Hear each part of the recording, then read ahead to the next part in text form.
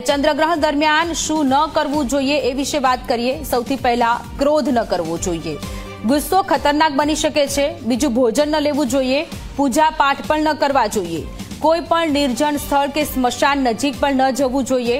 ચંદ્રગ્રહણ વખતે નકારાત્મક શક્તિઓ હાવી હોય છે ને એટલા માટે કોઈ એવી જગ્યા પર ન જવું જોઈએ કે જ્યાં ખતરો હોય। ચંદ્રગ્રહણ વખતે નકારાત્મક શક્તિઓ વધારે રહેતી હોય છે એટલે કે એને અશુભ ગણવામાં આવતું હોય છે।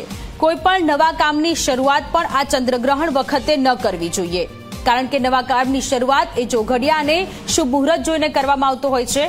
પતિ પત્નીએ શારીરિક સંબંધ પણ આ ચંદ્રગ્રહણ દરમિયાન ન બાંધવો જોઈએ। તો ચંદ્રગ્રહણ દરમિયાન શું ન કરવું જોઈએ એની વાત કરી, તો હવે શું કરવું જોઈએ એની વાત કરીએ। સૌથી પહેલા ભગવાનના મંત્રનો જાપ કરવો જોઈએ, કારણ કે અશુભ હોય છે એટલા માટે ભગવાન કે જે તમામ સમસ્યાઓથી મુક્તિ આપે, મંત્ર જાપથી 10 ગણું ફળ મળતું હોય છે। ગ્રહણ પછી શુદ્ધ જળથી સ્નાન કરવું જોઈએ। જ્યારે ગ્રહણ પતી જાય છે ત્યાર પછી શુદ્ધ જળથી સ્નાન કરો। સ્નાન પછી ગરીબોને દાન આપવું જોઈએ, યથાશક્તિ પ્રમાણે ગરીબોને દાન આપવું જોઈએ। ગ્રહણ બાદ આખા ઘરને શુદ્ધ કરવું જોઈએ, એટલે કે જ્યારે ચંદ્રગ્રહણ પતી જતું હોય છે ત્યાર પછી આખા ઘરની સાફ સફાઈ કરવી જોઈએ।